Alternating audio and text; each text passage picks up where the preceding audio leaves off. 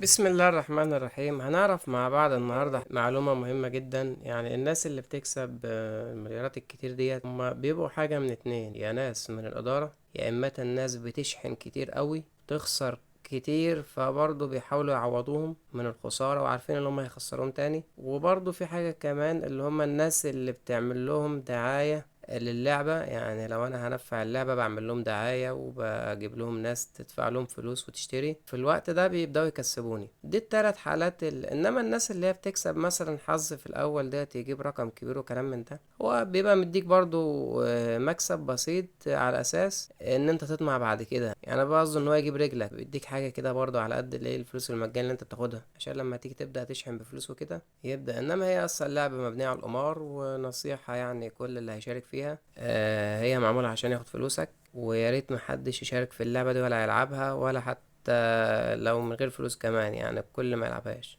عجبك الشرح ما تنساناش بلايك والاشتراك في القناة. السلام عليكم ورحمة الله وبركاته.